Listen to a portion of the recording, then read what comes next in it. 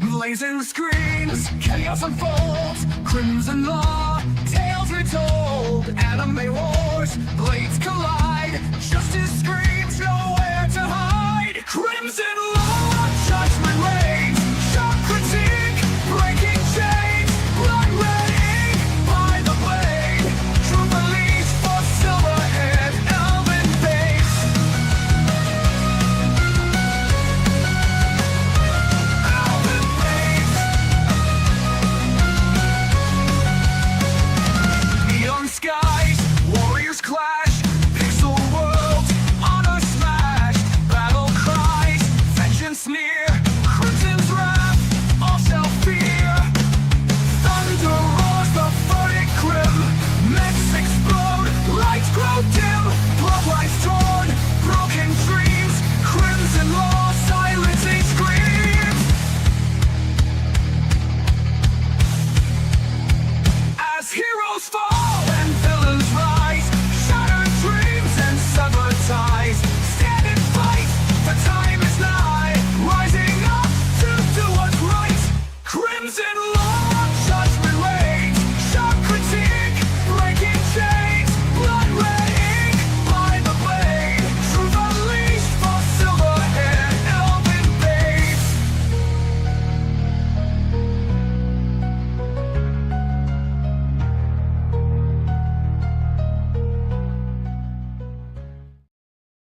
Good evening, ladies and gentlemen in the chat. Welcome to Animated, where I fuck around for like 2 hours and talk about anime and stuff and let chat bully me into watching some really ridiculous stuff. So tonight, I mean, obviously we have, the usual anime shenanigans, rankings and stuff like that, but last week, chat decided that they wanted, the channel decided they wanted me to watch Urusei Yatsura. So I got as far into the remake as I possibly could, which ironically I think is a little over 36 episodes. Let's see, how many episodes did I get in? Actually, 38 episodes. I got through 38 episodes of Urusei Yatsura. 3, 4, 5, 6, 7.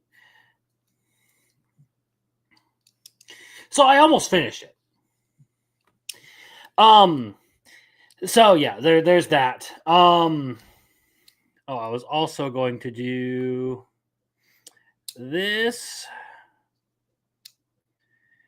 And oops.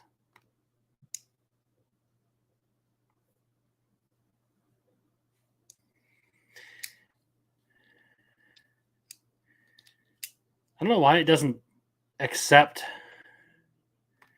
membership gifting. Send 5 now. Why doesn't it send those? It's so weird to me.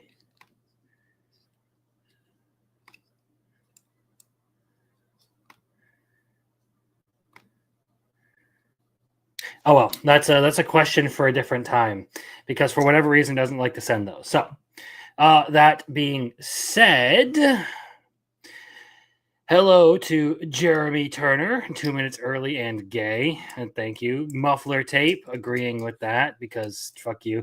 JM, the Elite Fan, hail Crimson. I finished Orb on the Movements of the Earth today. Congratulations. That one was, a pretty good one, although I do think the middle segment of it does suffer a little bit. Marcel is here. The hello there. Urusei Yatsura. You're a stronger man than I am. And Arceus with the Urusei Yatsura is peak. But before we get to any of that, I mean, I guess we're going to talk a little bit about a manga that I actually just had the chance to finish this week. I can't think of anything else that I read that would be worth talking about in depth. So let's get into this. Probably pull that down, share screen. So I think I've talked about this one before. But this is my senpai is annoying. And now the series has officially wrapped up with 13 volumes. The last one just got put out in English, so you can read through this whole thing. And it is divided into like very short installments. So each chapter is only a couple of pages as compared to the like 15 to 20 pages that you would get out of a normal manga chapter on a weekly release. But this one still manages to tell a very good story. There is an anime out for it that only has one season, but this one I feel like pretty good. Effectively, it's one of those like height difference romances. I know a lot of people, well, not a lot of people. I know that is some people's thing. And I mean, as you can see here, you can see our main guy Takeda is just well, he's like way taller than the normal person, and Futaba Igarashi, the heroine of this series, is much smaller than the average person. How are you doing on Realist Hero audiobooks? I'm at volume 10, and I only have about 30 minutes left in that one before I'm done with it. I just didn't end up finishing it over the past couple of days because I didn't have the menial tasks to do while listening to it. Anyway, but this one wraps up with a pretty nice conclusion. I feel like more anime should end, more series should end like this, to where you have your two main characters get together, get married, and have a family and all that. So I appreciate this one for actually, doing a good bit of wrapping up. You also have a couple of the other couples who are focused on throughout this. So there is the two side characters. I forget their names, but I know one of them is Sota, and he is like the grumpy looking gamer dude who falls in love with the company's Madonna, pretty much.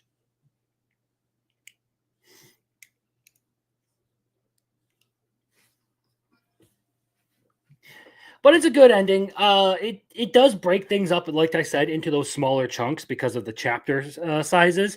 So it may not have as smooth of a story as some people are used to. But I still think that this one is a pretty good entry insofar as romance and manga and anime are concerned. So if that's the kind of thing that you're looking for, I do recommend. Yeah, Realist Hero, I do kind of want to try and have wrapped up before the beginning of, or before, I don't know, February next year. So that I can move on into like focusing my reading time on ReZero and Mushoku Tensei, because those are going to be much more relevant for me next year. That said, we do have the big one for the big like talking point for the night that is probably going to consume the most time. So that brings us to Urusei Yatsura, chat's pick for last week. So here's where we are with Urusei Yatsura. I give it a 7 out of 10. And now I do have interesting feelings about this because, well, I'm not quite done yet. I did make it through more than half of season 2, so we're gonna finish this up, and then move on because we got a new winner this week that I'm gonna have to watch. So that being said, here is the review. We'll go through this little by little, and I will explain in more detail for you in the chat since you guys are live and you voted for this. So Urusei Yatsura is an interesting experience to me. On one hand, it took a while for me to really get into it. I thought the humor lacked, that the characters weren't the most incredible, but it would occasionally give you really good moments of romantic development. It was otherwise an incredibly mediocre comedy anime to me. So, a little harsh right out the rip, I will admit, but I don't necessarily hate this show. I gave it a 7. And the big thing about it is that when it's good, it's really good. It gives you some very, very compelling moments for Ataru and Lum. However, most of the time it spends just, I don't know, just mucking about, not really doing anything significant to the story. There's basically just a lot of like comedy shit in this that doesn't serve the story and actually wasn't all that entertaining to me. However, there are, like I said, there are times where it genuinely like blew my socks off. So there's this moment in particular early in the series, which was kind of the thing that kept me going through this in spite of not liking the comedy. When Ataru basically gets tricked by everyone into trying to meet up with this fake girl. They all basically conjure this girl up, trying to embarrass him and everything. And Lum shows up to bail him out and save him from completely embarrassing himself. And I thought it was a really good moment because not only does it show like Lum, it portray Lum as a caring person, as a nice person. It gives Atru a little bit of time to sort of like reflect on how much he's been pushing her away. And that's kind of the start of him actually beginning to grow closer to her. There are other times throughout this, like when Lum is trying to inform Atru that she's going to be gone for a little while, and he just keeps ignoring her and ignoring her and ignoring her. So when she leaves to go get her passport renewed, he is all like distraught over the fact that she's gone. And doesn't really know like what he's going to do. He just kind of like regrets the way he's treated her the whole time. But those are really like the big moments in season 1 that you'll get. There are a couple of other small things like that, but to go in there. But I feel like season 2 definitely has had the better character moments for this. So like I said, my opinion has changed somewhat as I got deeper into the series.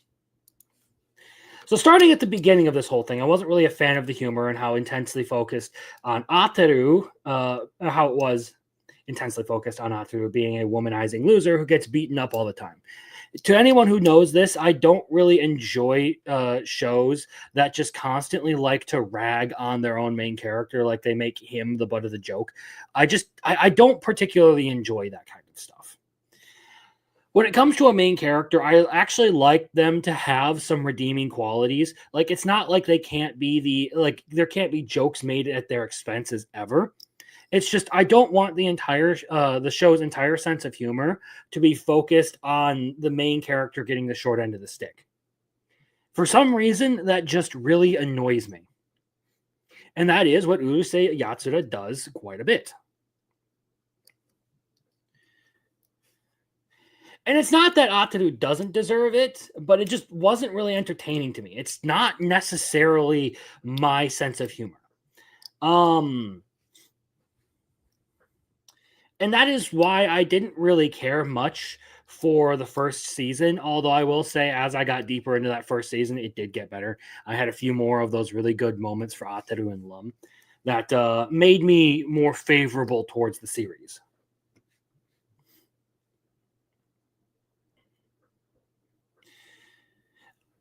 Occasionally, you had these moments that went against the humor and gave you a serious and well done romantic progression and character development. But with the body of the show being focused on Ataru getting up to no good and getting smacked around for it, I wasn't really hooked. Like I said, its sense of humor just didn't suit my tastes too terribly much. And I'll kind of get into a little bit more of the comparison between it and Ranma at the end here. But we'll continue on with this. So the second season presents more of those well-written and meaningful moments. And I've certainly liked it more watching Ataru actually develop. But even then, the vast majority of the show is just our cast screwing around and getting into trouble. So in season 2, we do have a couple of other really good moments that go on in here. 3 in particular that I do want to mention. So there was the whole thing where it is technically a joke, but I think it does a good job of portraying the relationship between Ataru and Lum. Is when Lum gets bit by a cow in a pet shop. Don't ask what's going on there. This is a romantic comedy, so whatever.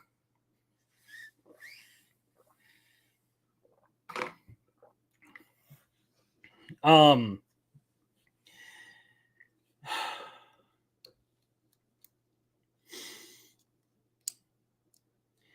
but Lum is basically convinced that like something really bad is going to happen to her, and she's terrified of it. And Ataru is just like, "Don't worry, I will still treat you the same. I'll still take care of you. You're not going anywhere."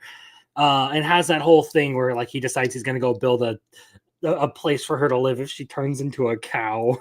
It's a wild episode, but I thought that one moment was a really good portrayal of their relationship at that point in the series. The other ones that I will say that I did really like, God, why am I blanking?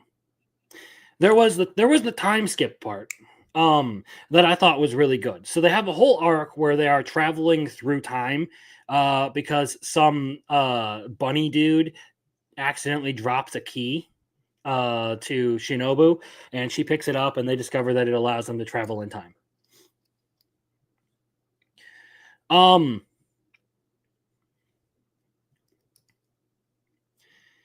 I thought it was really good to see Ataru like actually like look at his wish and everything. Like the wish that he's been like pursuing this whole time of like having a harem and like being able to live with everyone and all that. And he kind of finds out that it's like completely disappointing and all that because Lum isn't around. So he, turns his back on that whole future and everything. And in the end, he comes across one where he ends up getting, married to Lum. And because all of those futures are getting erased, he's sitting there struggling, trying to save that one singular thing. Also, Lum casually catching him being really happy to see them getting married and all that.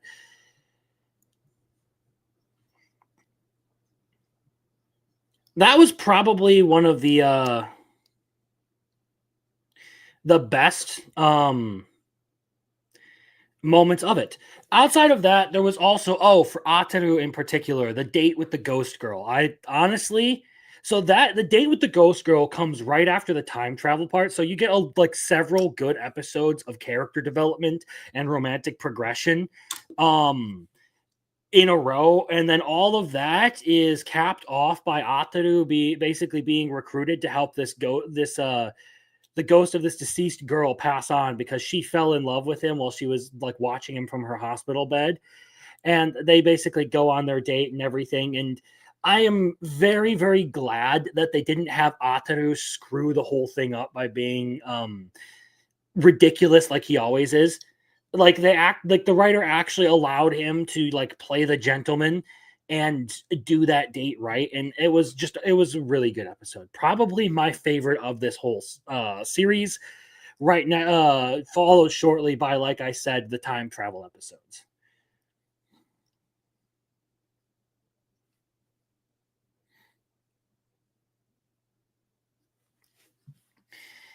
So those moments actually are like genuinely fantastically written, um which leads to a an interesting comparison that I'll get into later. But so yeah, like I said, the second season presents more of those well-written and meaningful moments, and I've certainly liked it more watching Arthur actually develop.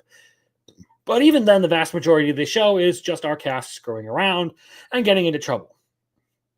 And I'm not particularly a fan of many of the characters outside of Ataru and Lum. Most of them rely heavily on tropes that they don't seem to grow out of, particularly the chick who's afraid of dudes, who's constantly crashing through walls and wearing armor and everything. I didn't really care much for her. The little sister of Mendo's rival.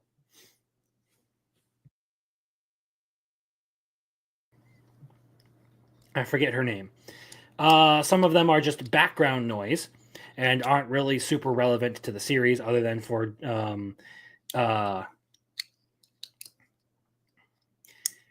guess Ataru to hit on a couple of them. And in that case, and in this case, I would actually say that their over the top nature is something that actually plays against the likability of the series.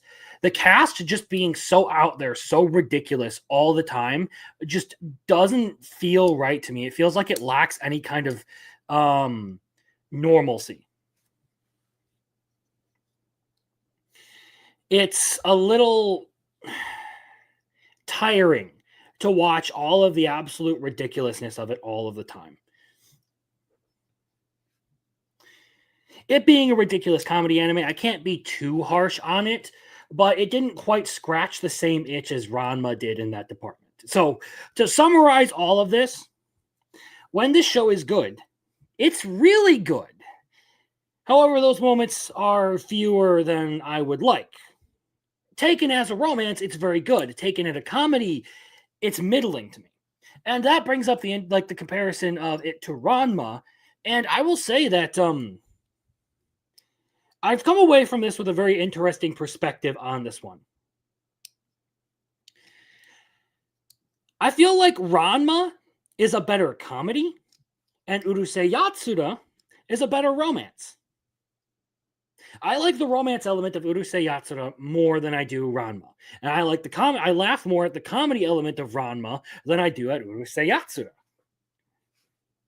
Can I quite explain that to you yet? No.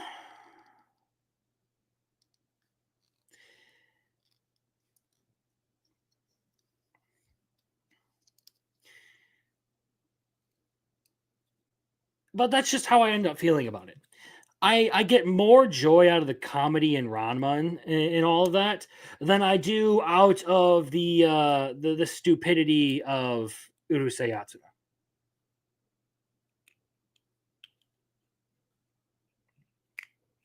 So as for which one I would end up wanting to watch more, it would probably end up being Ranma. I just have enjoyed that series a lot more. It's a little bit more my style, I guess.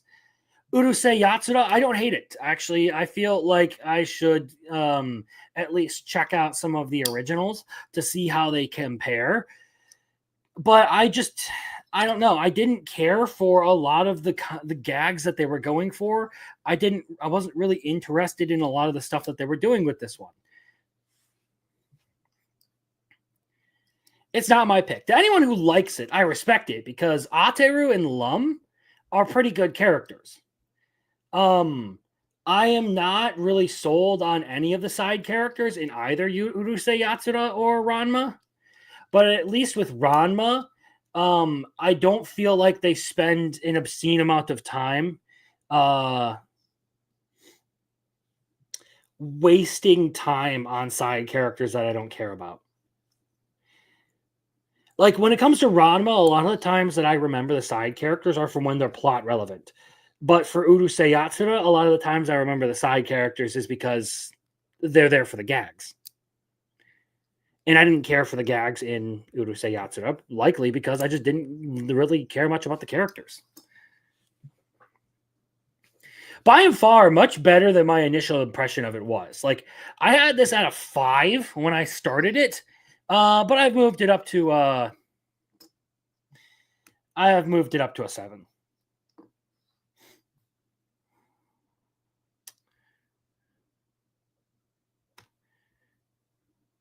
So where do we go for everyone's comments here? So I can't lie, man. This is a solid review. I can completely understand your thoughts and opinions, and you ain't wrong at all. I'm just biased, and I like it a lot. But I'm glad that you like the romance.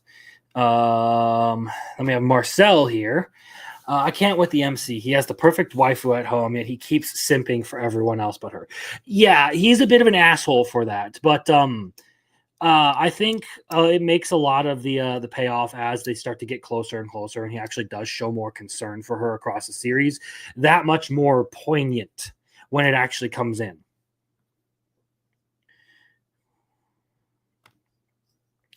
It just triggered me, made me want to punch him in the face every episode. That's kind of how I feel. Like the gags were just like Exactly that, though. It was just beating up on him because he was a piece of shit. And I don't mind a piece of shit character so long as you show me some like regular improvement. You actually show me this character being more and more respectable, being able to handle their problems. The way Ranma does its comedy, and I think this is probably why I like the comedy in Ranma more than in Urusei Yatsura, is because Ranma comes across as someone who's competent and capable of handling his own problems. He is actually, the problem solver in all of this. Whereas in Urusei Yatsura, Ateru himself is often the problem causer. So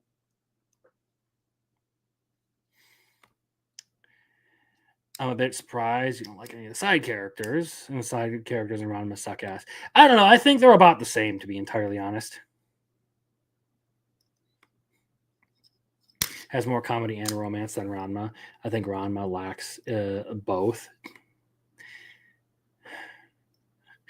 Guy tsunderes are gay. So Vegeta is gay.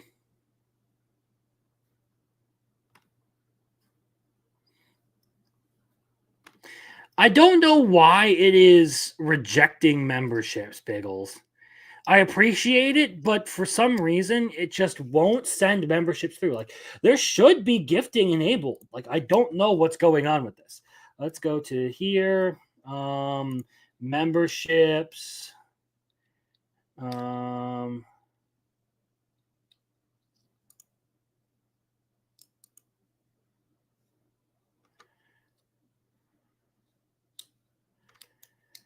Yeah, I don't know why.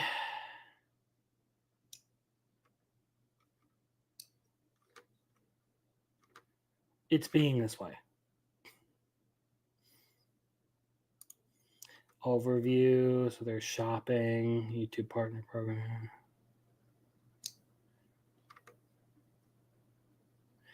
Yeah, following community guidelines.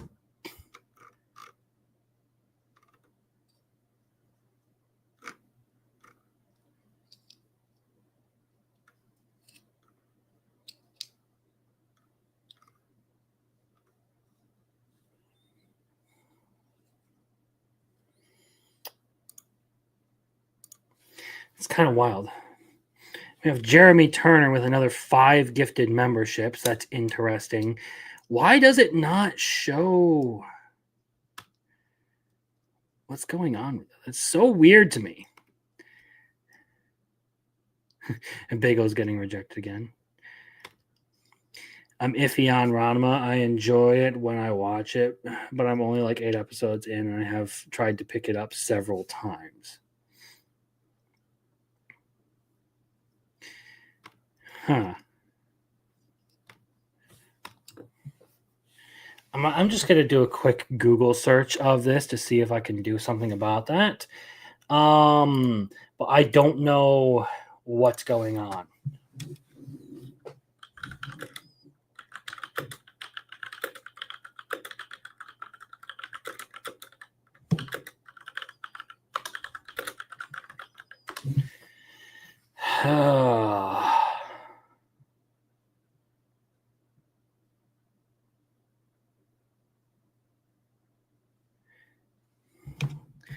uh,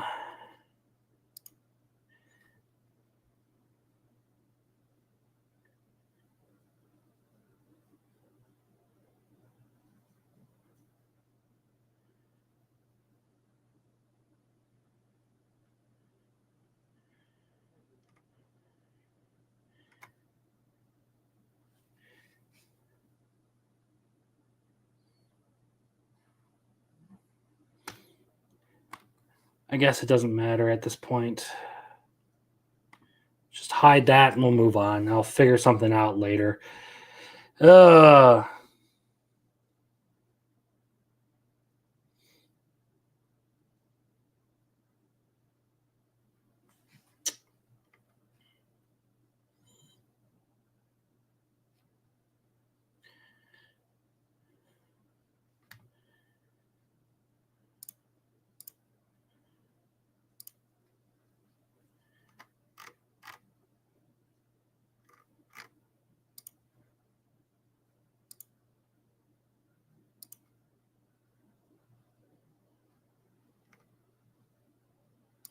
memberships. Why?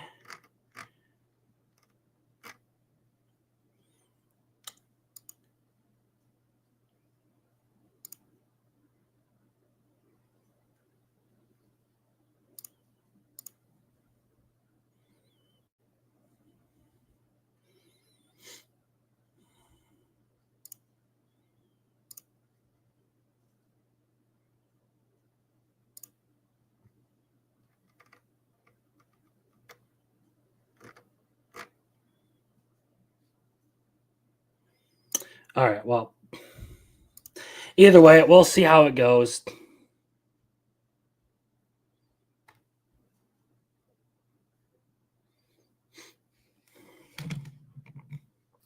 Now I can see you guys's I can see the messages like these. Those show up. It just doesn't show them going to anyone.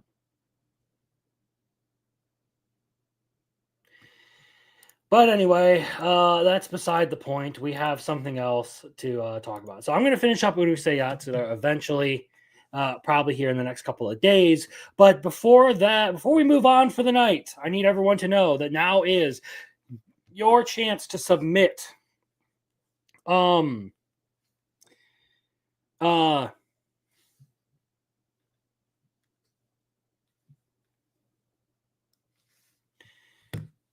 to submit options for the next poll, because here we have week 7's poll, and by the second largest margin of the like in the history of doing this, Ascendance of a Bookworm wins with 64%. The only thing that has won at a higher rate than this was Realist Hero, How the Realist Hero Rebuilt the Kingdom at 85%. So we will be going over Ascendance of a Bookworm next week. And with that said, I would like everyone who is, around to submit whatever options they want on the list. So I already see Arceus recommending Rainbow Days. So we will put that one on there. And we also have Biggles. Oh, wait, I can't click with this screen open. I was about to say Rainbow Days and Trapped in a Dating Sim for Arceus and Biggles.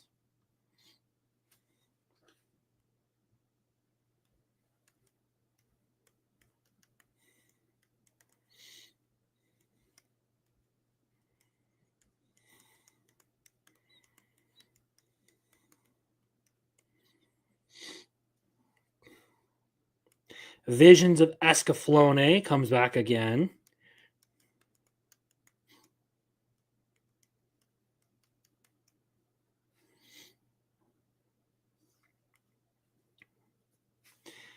And that means that there is still one option out there.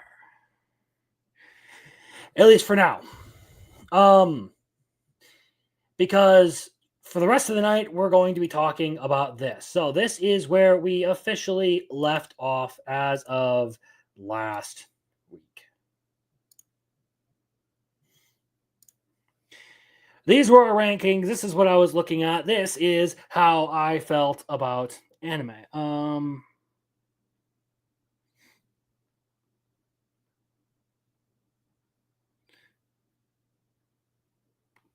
It looks like I was the only one who voted for 86, so I'll back off.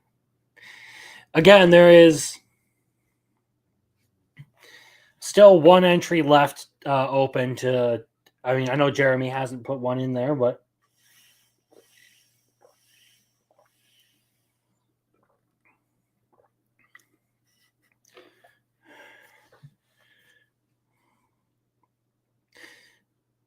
I could put Ayori Aoshi in there again. That might not be a bad thing. But that said, like I said, we're going to talk about anime here. So, like I said, this is where we left off as of last week. There are, we moved a couple up and moved a couple around and all of that.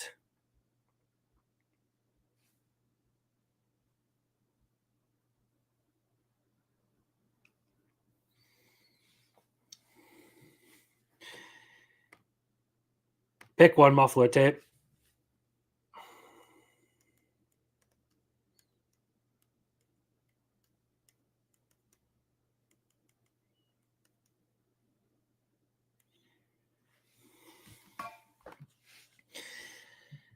So, may I ask for one final thing?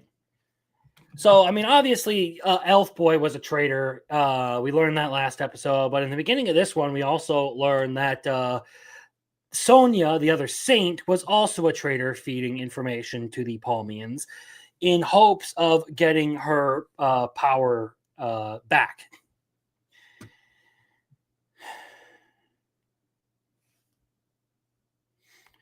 Not happening. So the Iron Prince was contacted by the Palmians, but it seems like he has sent some sort of message to the prince because one of the dragon riders has been dispatched to meet with the prince, and there's some interesting things going on there. It also turns out that Elf Boy may in fact be a double agent through all of this, because now he's deciding to turn on the Palmians and try and fight for them, because turns out Sonia, the other saint, the girl who lost her powers, is his half sister, and he just wants to protect her because he's a fucking siscon.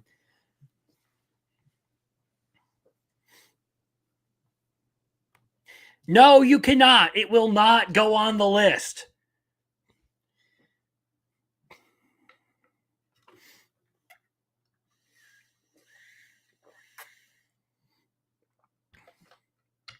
There will be no fucking Boku no Pico, okay?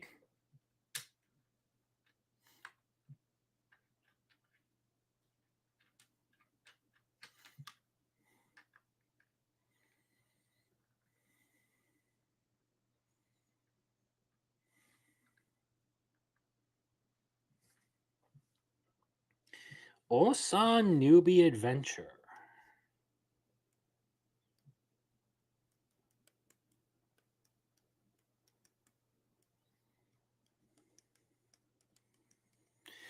All right. We'll get to that later. Again, if anyone is here, lurking or whatever, you are perfectly welcome to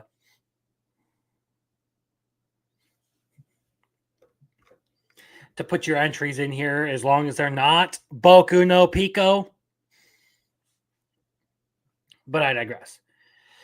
So I like how this is shaping up. We have a huge conflict basically brewing, where the Palmians are trying to bring in a bunch of chaos to the country because the goddess Palmia wants to destroy the country. And now Scarlet has woken up and looks like she's about to bring the fight to everyone.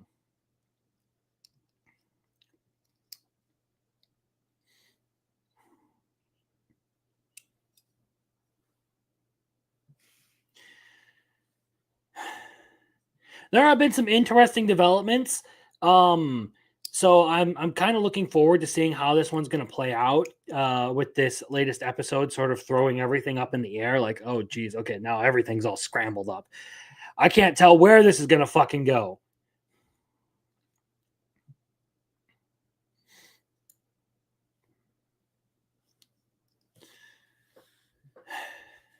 But it hasn't necessarily had the best developments of this week. So we will close that tab out and we will move on to the next one, which is 1, 2, 3, 4 Isekai Quartet. 1, 2, 3, 4 Isekai Quartet. I like the tone / pace shift from the last episode. Yeah, it's definitely become a lot more tense. Like I said, introducing all of the chaos that the Palmians are trying to bring into the country, that definitely has changed things up quite a bit. But at the same time, I don't know where they're going to go with this. I'm pretty curious to see how they're going to resolve all this. So that being said, Isekai Quartet begins their investigation into Shadow and Shadow Garden. So everyone is now starting to actually look into Sid and Shadow. Like, what the fuck is this guy up to?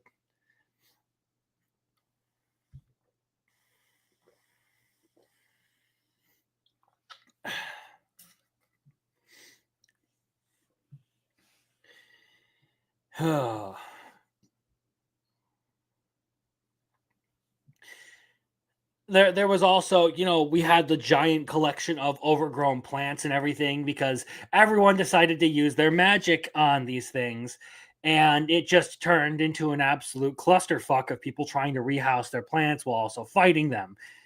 And then, of course, we have Shadow Garden, making plans to try and figure out what the fuck is going on here. Also, the jokes about Shadow Garden thinking that other people within the quartet might be involved with the cult of Diablos because some call them a devil or like uh, a demon in the skin of a little girl or the Lord of Darkness.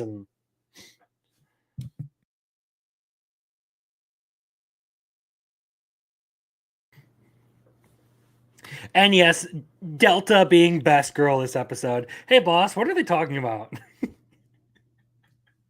Fucking Delta, the golden retriever girl of the whole thing. I fucking love her.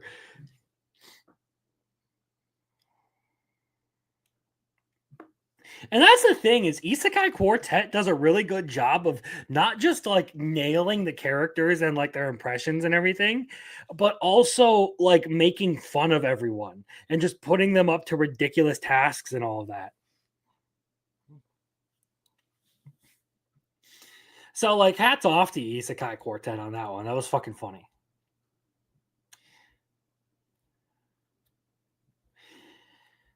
And now we get to talk about Ranma since we were talking about Urusei Yatsura earlier. So, um, I won't lie, this latest episode of Ranma was a bit predictable. The whole thing with like Ukio showing up. So, a new character has been introduced, and instead of another guy trying to pursue Akane, it is another woman trying to pursue Ranma. Um, and it's very funny because Ranma doesn't see the whole time that the girl that he is talking about or he is talking to is actually a girl. He is still convinced that his childhood friend is a dude. Um, it was predictable. It was a little like tired. I've seen that trope so many times. Oh no, the childhood friend turns out to be a chick.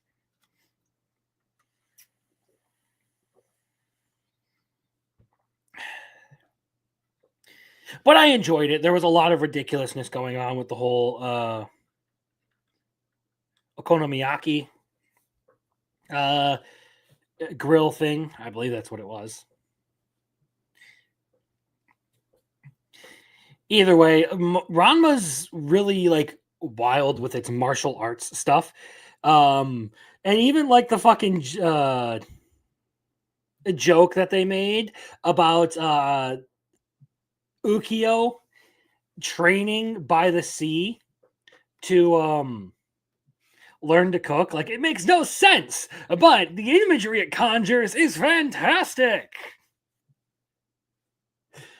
I enjoy that kind of stuff. But again, there's another like rival for Akane now, and she's looking really fucking jealous over this whole thing.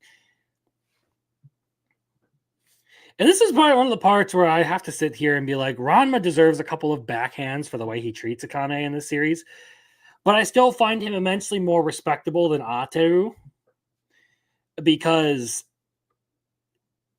at the end of the day, he still makes it look like he doesn't really care for anyone outside of Akane. In this case, we'll see because we've just been introduced to the childhood friend, the person that he actually grew up with. So there's that. And also, Ranma's dad just continually being a POS at times, like stealing the cart and all that, and all the shit that he got up to this episode.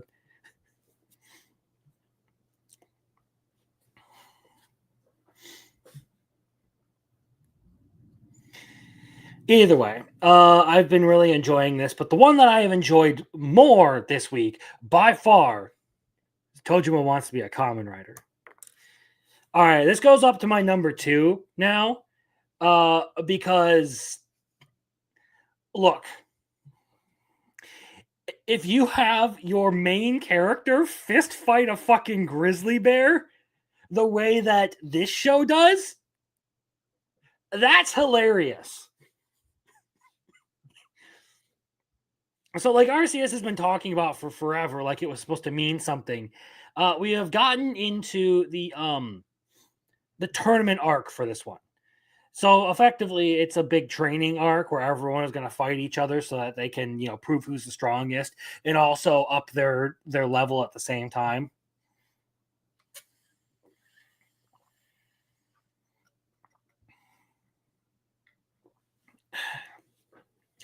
But in the meantime, everyone goes to like do their own training of sorts, and you kind of get to see like the difference in the way that they all fight and like go about things. Best part of this episode,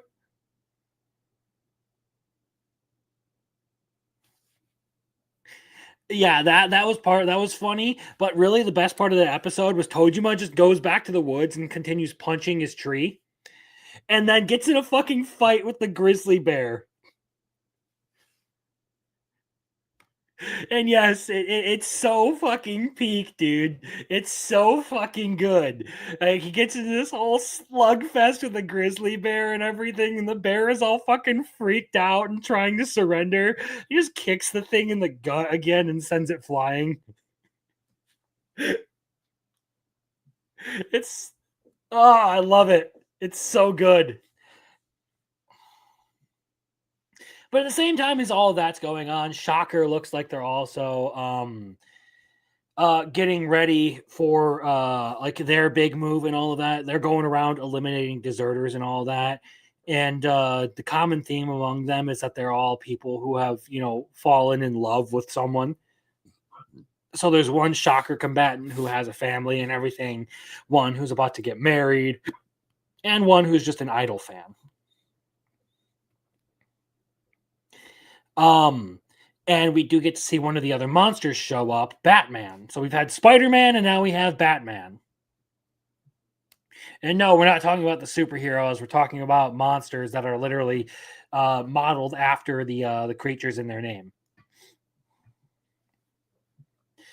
So it's interesting to see that, but really the peak of this episode is fucking fist fighting a bear. Okay, you don't get better than Tojima fist fighting a bear. And it's one of the weird things about this show is it gets those really good, exciting moments in the fights done well.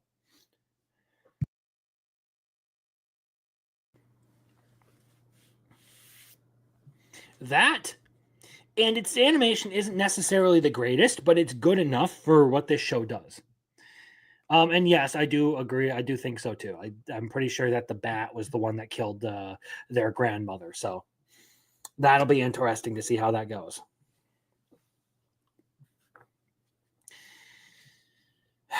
If you aren't watching Tojima Wants to Be a Common Writer, you fucking should, okay? You gotta watch this shit. It is fantastic.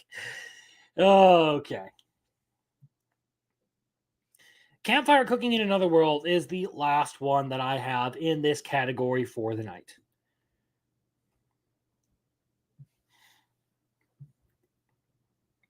So, we have a whole thing where Makoto goes to negotiate with the Merchants Guild over some of the loot that he was selling, or he was trying to sell off after his dungeon exploration. Turns out that they would try to swindle him, and fortunately, he had the vice the submaster of the guild there to help back him up. So, in exchange for all of that, he decides to go and give the guy some sweets. And this show does stakes really well while all of the silly shit was going on. We got the Shocker Purge, which plays a nice contrast. Yeah, that's a good one. I think this was the worst episode in the whole series. If you're talking about Campfire Cooking, it was an all right episode. It wasn't anything particularly special, and then they went into going over the whole meatloaf thing, and I'm not particularly a fan of meatloaf, but the way they made it in this episode kind of made it seem like an interesting meal. I'm also sitting here saying that Bro should probably remember the gods at some point because they're going to get pissed at him. But it was all right. Not the best episode this season, but it was an all right episode. I don't think that I hate it. It's just probably I would think I might actually agree with Biggles that this is probably the weakest episode of the series of the season so far. Of this season, of the season of campfire cooking. But that being said, I don't see any reason to move it down. It's been doing exactly what I want it to do. It entertains me just right. It makes the food appetizing. It makes for a decent story through and through. So it could be worse. All right. That brings us to Yano Kun's Ordinary Days. So we get the whole the gods will never be angry because he sends them bribes.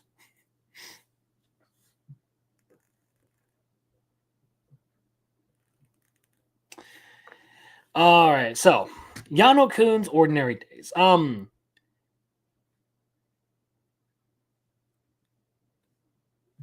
have notes in here and I'm trying to remember exactly what happened here. I was not feeling my best this week. I will not lie. So some of these notes may not make sense to me. I know there was the baseball thing that happens this episode. I believe the Yano's proposal thing was him giving like a candy ring to the girl or something, but really all of this episode is just Hashiba getting cucked the whole time and realizing that he needs to move on from this girl because she's already with another guy. And that part is entertaining. But really, a lot of it is like you have the whole baseball thing. Everyone goes to cheer him on while he's playing baseball, and then you have the summer festival stuff, and that's where a lot of the she's into another guy kind of stuff happens. And there's a lot of jokes and stuff about everyone, about everyone trying to take part in the games and everything, and how poorly it goes for Yano.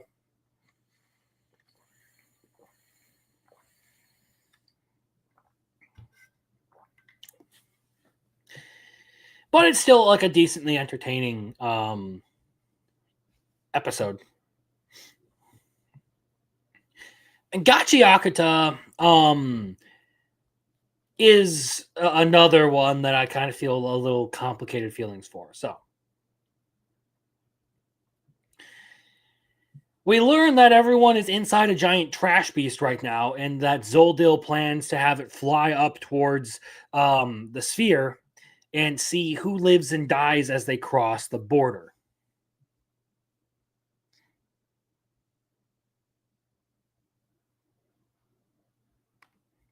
I like the other guy much more than Yano. He deserves a good girlfriend.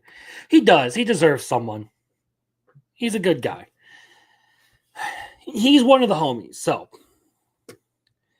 when the cleaners learn that they're inside a giant trash beast, they're all of a sudden super fired up to go fight and everything. So it doesn't look like they're actually going to approach the border, and it looks like everything's going to go sideways for Zoldo. And now, in the midst of all of that, we do get like Engine freaking out. We do kind of learn what Deer's ability does. And it's a cool thing, like a cool idea insofar as the way his power works, to where the more he strikes something, the more damage he does to it. Where basically it's just that power of like it starts out really weak, but the more he hits you with it, the more of a problem it becomes. It's like rollout in Pokemon, if you guys are familiar with that. Like it's an interesting move because every time it's used, it gets more powerful. I just fucking hate it because of Whitney and Pokemon Soul Silver. Or I should just say Silver. Either way, I liked this episode because we got some interesting lore and everything about like the Watchmen series and all of that. But I feel like I've seen the comparisons of the manga version of the scenes that were put in here and the anime, and I feel like it doesn't really quite do the manga justice. Like it just does not look as good in the anime.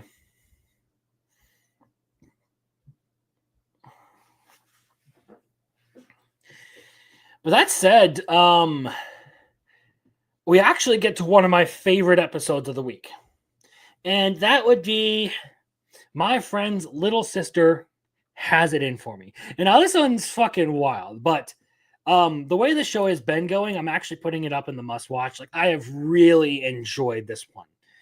Not gonna lie, I have really enjoyed this one much more than I thought. So there was a small part at the beginning of the episode where they kind of address Iroha taking on a new personality, where she starts to like act cold in her texts, um, and be like super like nice and stuff in person. So she takes on the opposite personality to Mashiro.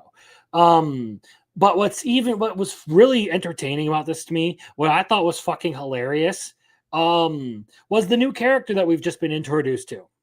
The top student of Oboshi's grade is his teacher's younger sister, who is the leader of the drama club. And there's some interesting stuff going on there. She is a character. Talk about ridiculous plays. Like, your introduction to her basically comes off as like a forced acid trip. Like, what the fuck did I watch in that scene? That play was insanity. Like, I have no idea what the heck is going on with that. But we do have the teacher, being her usual ridiculous personality, begging Oboshi for help in like salvaging this whole situation and all of that. And I kind of like the idea of it. Like, I like the idea of him getting involved in all this stuff and just helping people out with their problems. I would really enjoy it if that's kind of what the series kind of plays out as, is just Oboshi getting dragged into other people's lives pretty much, and helping them sort things out.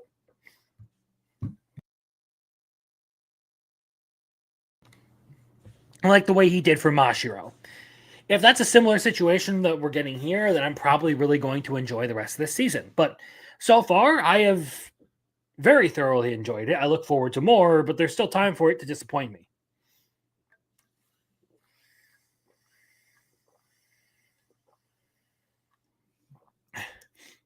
Exactly. That script was written with a science textbook and a copious amount of acid. Like, why are they all dressed as mushrooms? What is all of the ridiculous noise making? The lighting. It's just chaos, and it was fucking hilarious.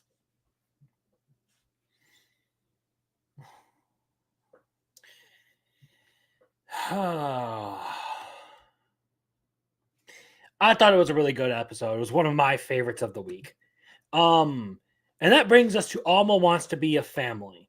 And this is one that I actually feel like I need to move down quite a bit. Because over the past couple of weeks, I have been less and less and less entertained by what this show has been doing. I enjoy the family matters element of it. Um,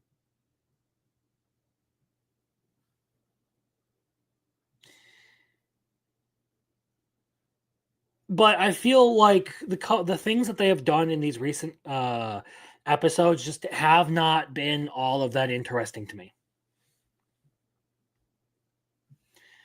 Um, like the whole school thing where they automate the school and all that, and Alma does all that stuff. Wasn't particularly interested in that. They do have the whole bath episode, the bath thing, the bath scene, but again, wasn't super terribly interested in that. It just has kind of deviated from the stuff that I had hoped it would do, and doesn't quite live up to the hype now. It's one of those series that I have kind of grown tired of as time goes on. So it goes down to the okay category for me. That's a really harsh drop. I get it. But I'm not enjoying it as much lately.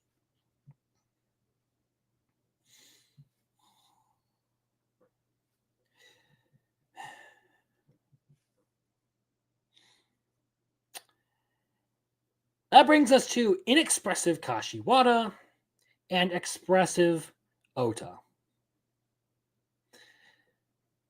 So we have the whole home date thing where Oda tries to, set up a scare house for Kashiwada and then ends up saying things that he doesn't mean because he's being a tsundere.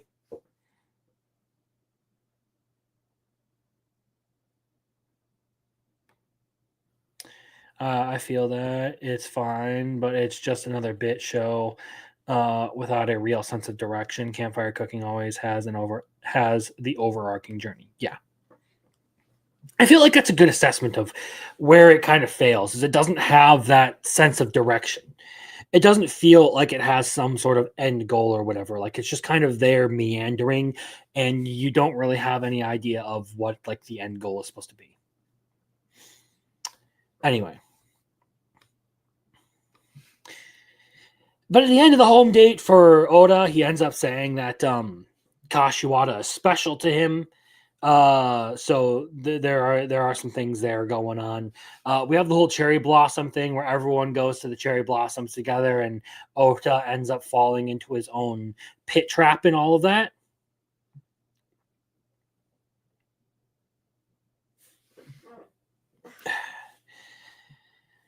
So it's entertaining to see a lot of that stuff, but there was also the body swap gag that they did, where both of them have that wild dream where they switch bodies and all of that, and then have to try and like figure that shit out. And they wake up from the dream and realize they're sitting there acting like they both just had the same dream. It's an entertaining, like I think it's a cute show. But like there are areas where it could clearly like use some work. But for what it is, I feel like it's done a pretty good. It just caught up. Yano is peak. Tojima is great. Imo is amazing. It gets better and better. Gachi Akata, Isekai Quartet. Isekai Quartet. But I enjoy it enough to be up here in the very good category. And that brings me to a wild last boss appears. And I'm moving this up to the very good category.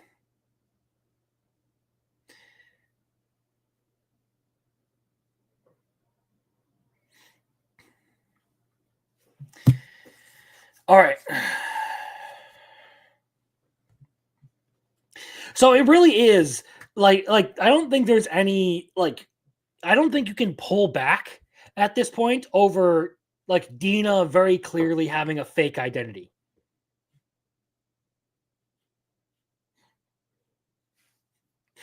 I'm legit watching it for you two fucks. No, you're watching because it's peak. It's fantastic. It is the best. It is goated. You're just a liar. You're a lying male tsundere.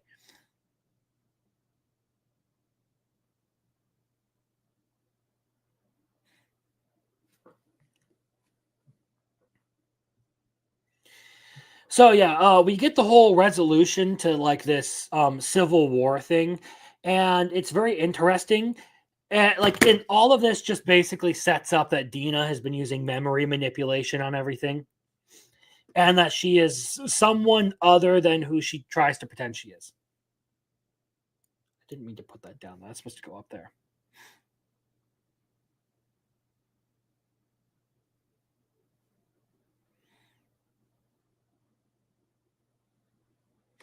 Yeah, this one I liked it at first, and then it kind of like fell into like a lull where I wasn't really following it. I wasn't really super invested in it.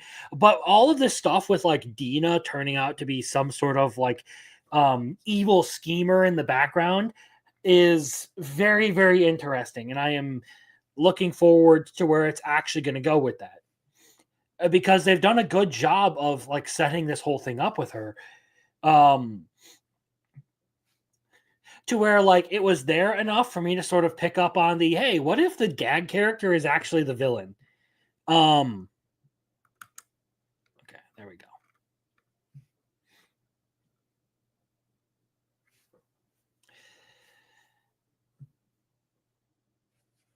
but it's also done that it basically the villain appeal of it has me kind of hooked into it at this point. Like I'm sold on this one. I think it's a pretty good anime.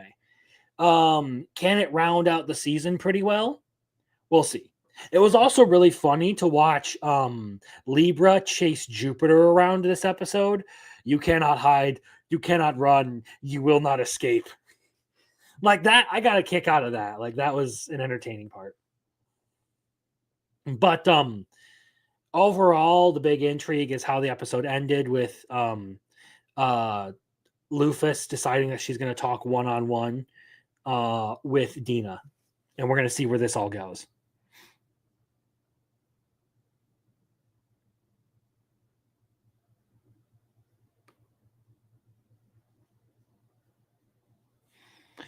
Well, thank you, Irish Whip. Irish Whip's arm drags.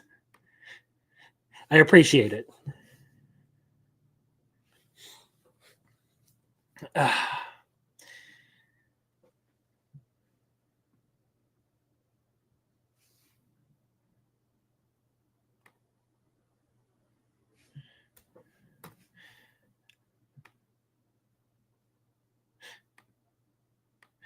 It's a tongue twister.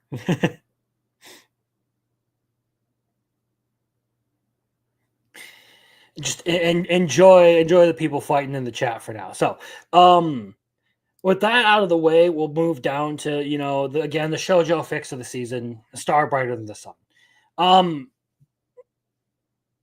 Still no confession. Still not moving forward. Well, we are moving forward, but there's still no like confession in all of this. Although it does, like they keep like teasing it over and over and over again. You're sitting there right on the edge every single freaking time. And I'm just like, all right, just kiss, come on, do something. Such a fucking tease.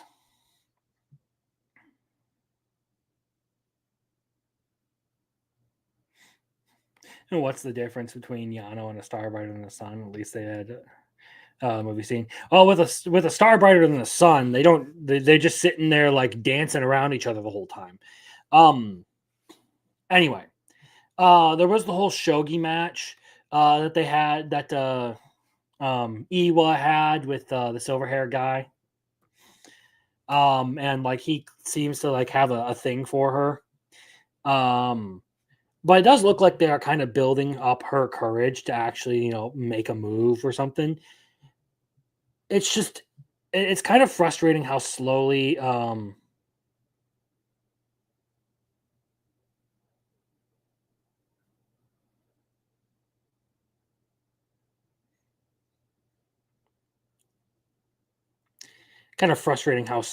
it moves.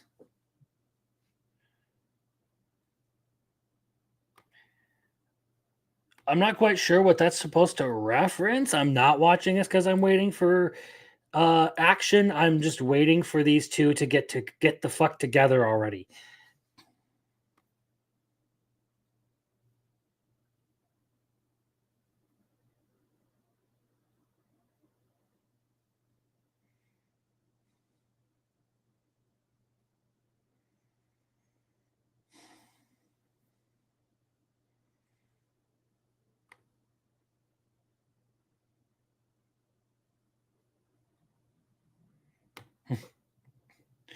Which I do think Crimson and Little Chat hurt.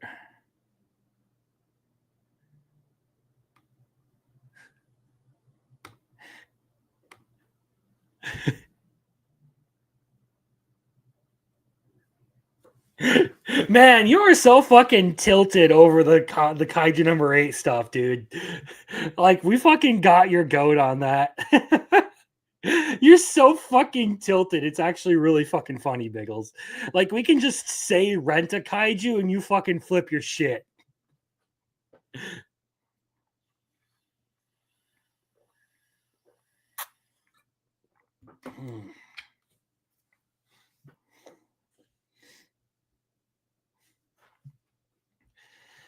All right, we're gonna move on from this because I don't really have much to say.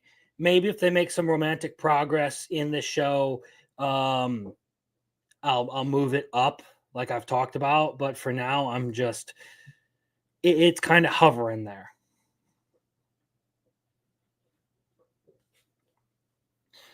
Let's talk Unlimited Gotcha, one of the series that actually has some of the better animation this season.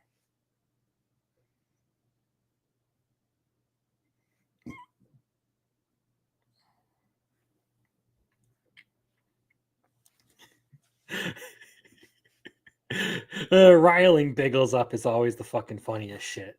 So we're moving forward with the revenge plan against the fucking elf girl, Sasha.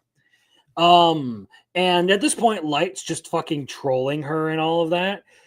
So he like shows up around there and like lets her see him and everything and leads her into an alley. And like she's all nervous now because her entire claim to fame and to nobility is like that the fact that she killed Light. And she's now afraid that it's all going to come crumbling down. So a lot of this episode is basically spent with the characters getting a very look into the unsavory underbelly of the Elven Kingdom, which I guess kind of makes it more satisfying as we kind of see just how awful they really are when they will eventually get fucking bodied. Um, so who knows what's about to unfold in these last couple of episodes. That being said, I don't particularly know if I want to watch any more of this after the season. Um, because I have my issues with it, but damn, does it make for a at least a satisfying revenge story when it actually does the revenge part. That's the kicker. It feels like it spends so much time fucking around. Um, not getting to the point of the revenge stuff, doing things to elaborate on points that could have been made while doing the revenge stuff. But no, here we are, just like we do the whole fucking dungeon thing with the elf and the sword and all of that. It annoyed me. But at the same time, I really like it when these scumbags get what's coming to them. So I keep watching it, hoping that we at least get some satisfying revenge stuff.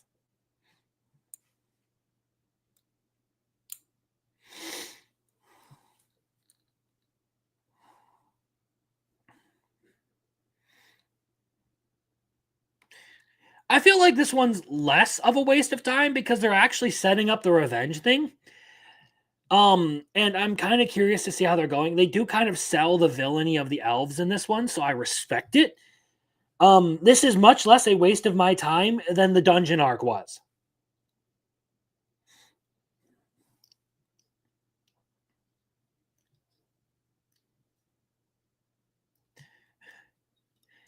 So I find it entertaining when it does its thing, when it does the revenge thing.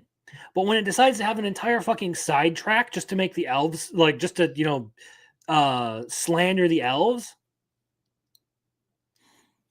it's not as good.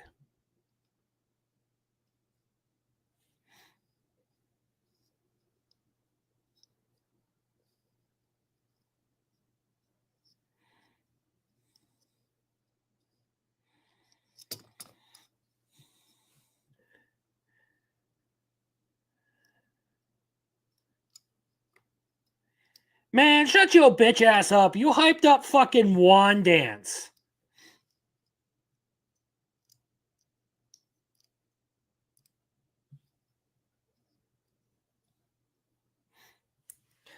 You fucking hyped up wand dance.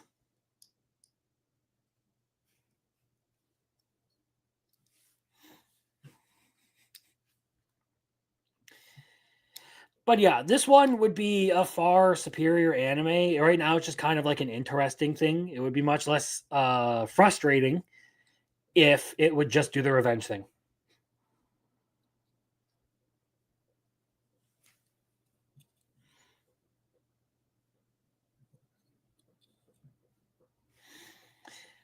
All right, my awkward senpai is next. So we get the maid cafe episode.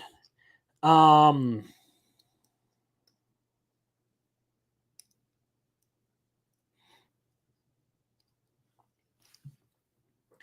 No, that's my point. Is it completely that dungeon arc completely interrupts the um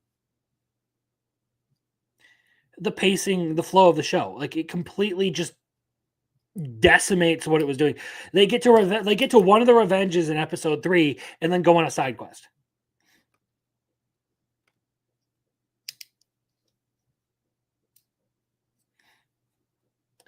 I just like watching awkward senpai like the character.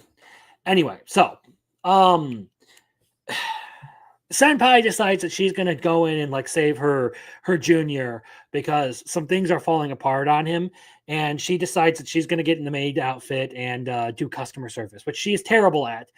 So she struggles a lot and has a bit of an inferiority complex up until someone with an angry maid kink shows up, and um, she manages to give the guy what he wanted.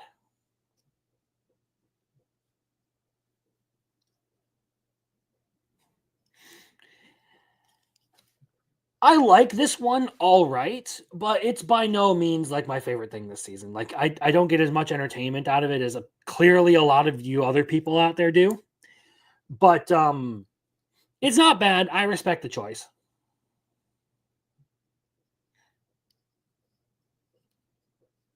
And Biggles watching a romance because they are finally his age.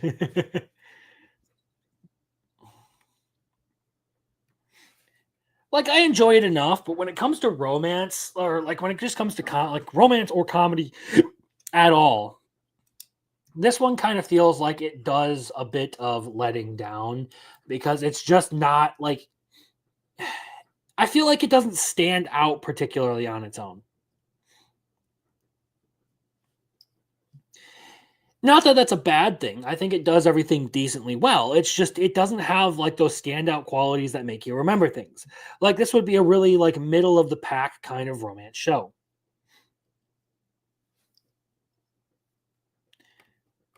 Dude, let the hate flow through you.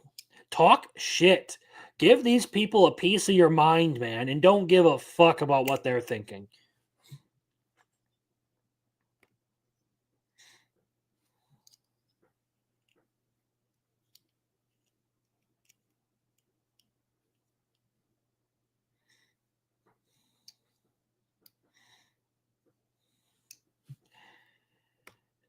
Yeah, and that's kind of what I'm talking about is like they have side characters in there who are just kind of around for the sake of being around.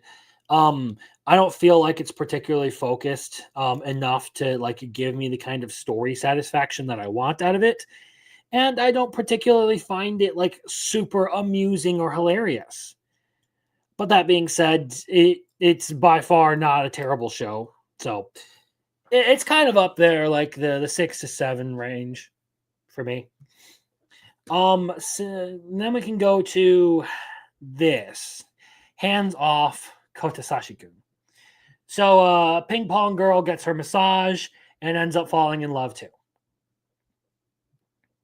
Um, like after all this talk about like, oh, I'm not gonna fall for him like that, and now he's got a whole fucking harem brewing in the background and doesn't even realize it. So, bro's about to get cooked. Now the tsundere. So I believe soccer and basketball girls are both in the exact same class as our main character as Kotasashi. So they're now sitting there sort of like facing off over that. They're kind of having their like stare down over all of that. Um but the big thing that happens now is it looks like now that all of this has been done, volleyball training camp is coming up. So everyone's favorite, like apparently the fan favorite volleyball girl is up next. So Kotasashi has been recruited to help the volleyball team out with their training camp. So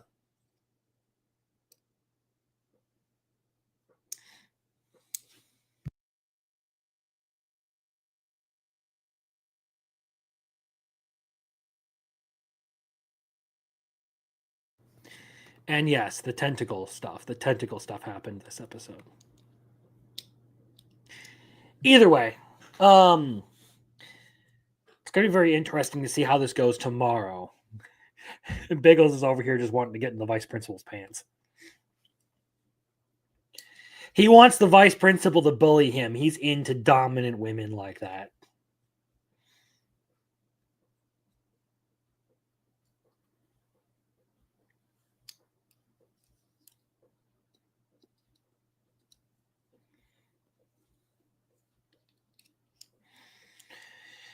Okay. That brings us to Dad's a Hero, Mom's a Spirit, I'm a Reincarnator. One of the last few anime tonight. So if you guys are in the chat and are just hanging around, there are still chances for you to, put an anime on the wheel, and we'll see what gets selected for, like, basically if there's an anime you want to recommend to me that's 36 episodes or less,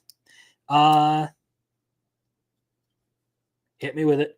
And we will put it on the entries for tonight's poll. We'll talk a little bit more about that later when we get this done. But that being said, so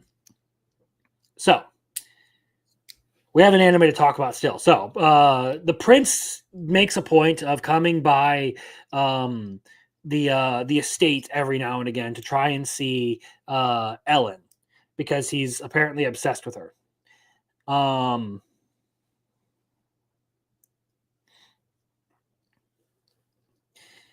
In doing so, he ends up meeting Sawville's daughter, so the cousin and all that, and she's acting like a little bit of a brat, asking for gifts and all that. Cool, whatever. The bulk of the episode is spent focusing on Ellen and her looking into the issue of the mines and the disease being caused by the use of the mines, which is basically just, if I understand it, just mineral and silicate buildup within the lungs from all of the dust that these people have been inhaling for years and years on end.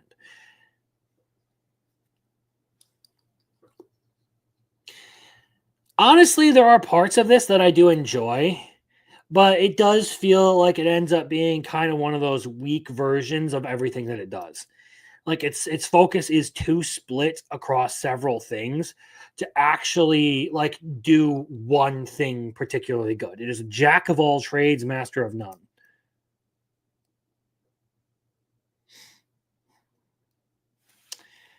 I was kind of hoping that when they did the time jump, you would see Ellen age up a little bit, but no, she still looks like a little girl.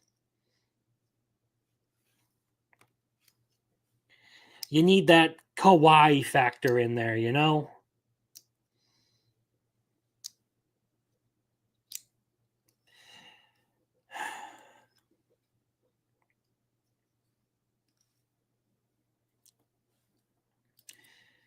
But yeah, I'm not particularly like super interested in this one. Like I said, it tries to do some science stuff, but it doesn't particularly do science well. It tries to do some like politics and drama stuff. It doesn't particularly do that well. It does some like family stuff, but it's a little over the top and obsessive, and it doesn't do that well either. So like it's split between a couple of things it wants to try and do, but just can't figure out how to do any of them.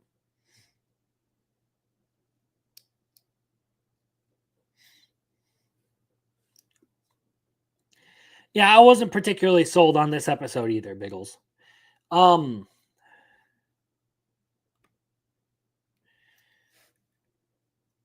Like it's kind of gone in a way I didn't expect it to go.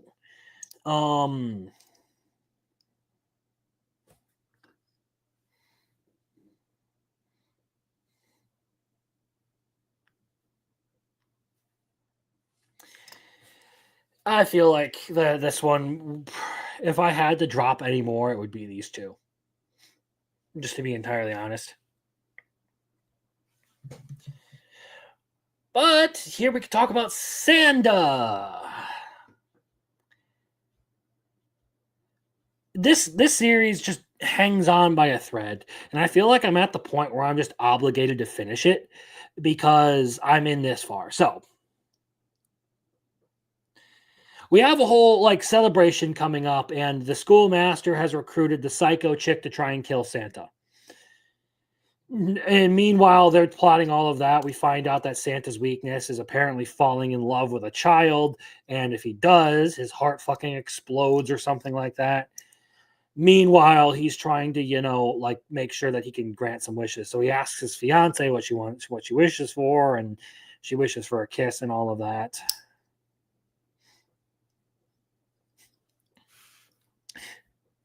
Kissing gives you cavity, and watching it gives you cavities, and watching this gives you AIDS. Yeah, like I don't like the way they've been doing this. Like it would have been one thing if like it was as I had sort of described what I had expected out of it. Um, but I didn't quite get the thing that I wanted from this series. Like it didn't deliver the fun Santa part of it. It turned into let me just collect all of these broken, fucked up kids. Um, and like take them under my wing and try and give them a better future. Like I don't necessarily mind that sort of a plot. It's just it's not something that I'm particularly interested in this format. Like it's not as heartfelt, it's not as compelling, and it's not as fun. Like I just don't quite enjoy it enough. Zoom out a little bit so I can take a screenshot of this so that we can show where we are. But yeah, Santa has been, I don't know, like I had high hopes for it because I was hoping it would just be ridiculous Santa stuff. Didn't quite turn out how I wanted to. It was a little too much focused, too focused on the dystopian world and the way it affects the kids.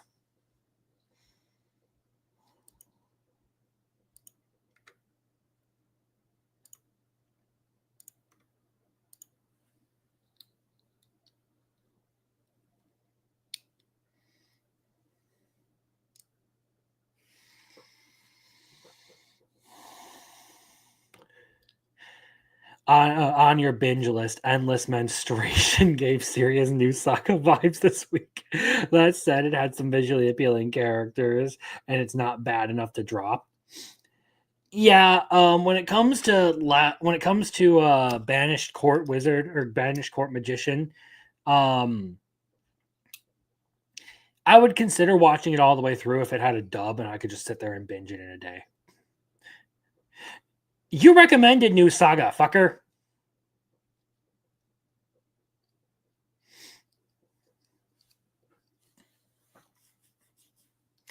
Anyway, that all that being said, we are moving on to the closing of the night, where we make our poll. So we have had a couple of entries. Rainbow Days, Trapped in a Dating Sim, Visions of Escaflowne, Ayori Aoshi, and Osan Newbie Adventure. So we're gonna put those on the randomizer, and we're gonna see which ones go on the list for tonight. All right, list. Get rid of that one and that one and that one. So Trapped in a Dating Sim, I already go. Aoshi. Rainbow Days. You already Aoshi. Trapped in a Dating Sim. Visions of Escaflowne and Osan Newbie Adventure. God damn it.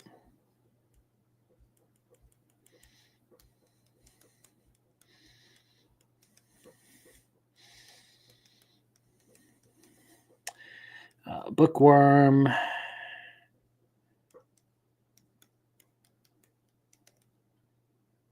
Rainbow Days.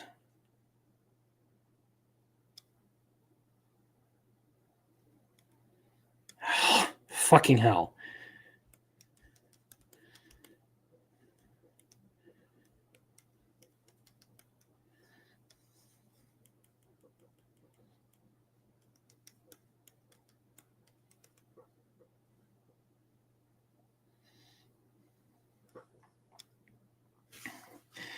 I'm gonna have to scroll all the way up to see what the fuck was recommended again. because this is being a POS. We got the Urusei Yatsura.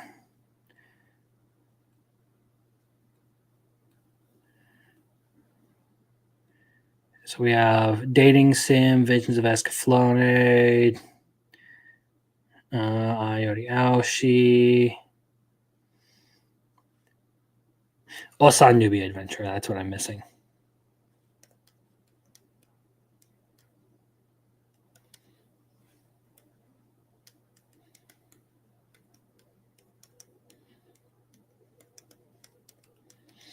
There we go. No repeats. All right.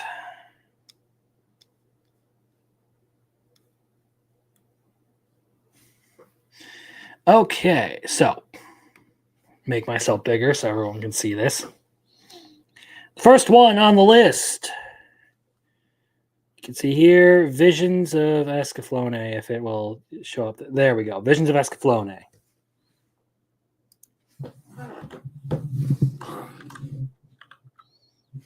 I'm going to move my mic out of the way. It's going to go over here for now. You guys could probably still hear me.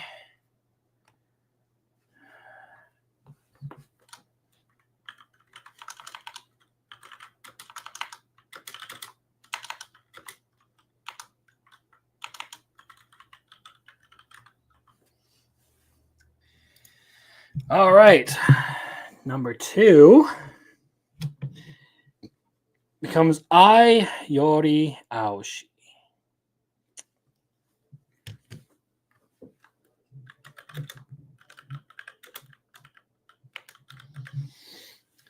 Number 3 is Osan Newbie Adventurer. I'm going to find a better way to randomize this so that we can do this without me having to use my...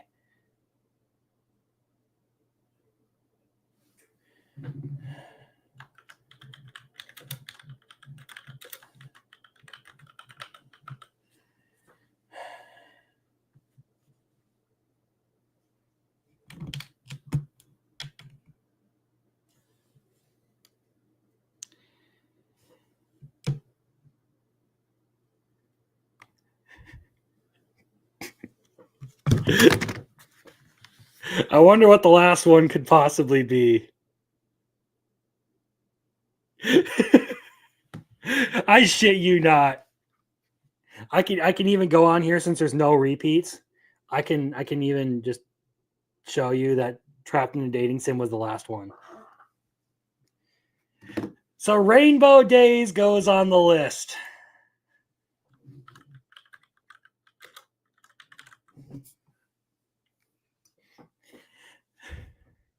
That being said, here is our list for the next week. That should be an S, not an A.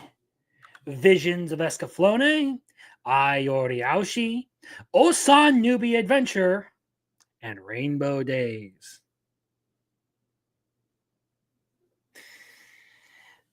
Thank you, everyone, for tuning in. We will post that after the stream ends, but I will say, so upcoming, a couple of announcements and all that. Like I said, wasn't feeling my best this week, so I didn't get around to making a second video. I kind of got fucked up by a lot of stuff. So upcoming streams that we're going to be a part of. Obviously, we're going to be doing this shit over on Biggles channel, and then Wednesday is the big one for me. It is Fictionology, Sword Art Online.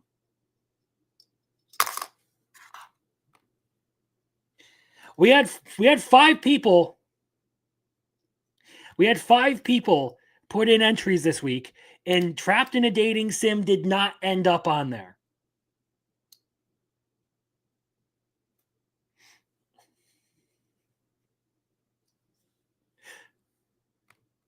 That's how this works, man. There's 2 rounds of randomization here because they only let us, put out 4. I need to find a better poll system. No, that would only work if I had a bigger channel, if I had more people who engage with these streams. Either way.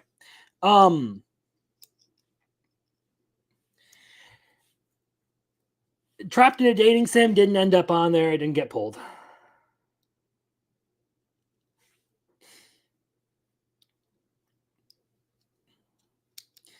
Anyway, so that's basically what we're looking at. Fictionology, Sword Art Online Wednesday. For Biggles stream on Monday, we are going over Hensky. Is it wrong to, or could you fall in love with a pervert as long as she's a cutie? I will be finishing that one tomorrow, probably along with Urusei Yatsura. So tune in to both those streams. I would appreciate that. And then outside of that, we're going into the holiday weekend, people. So I hope you're all having a good time. Hope you all get to spend some time with your family in a positive way, and that you aren't going to fight over politics for a week. Okay? That said, again, thank you to everyone who tuned in and those who attempted to donate. I appreciate that. All in all, good night. Hope you all have a good one. Mao Mao, play us out.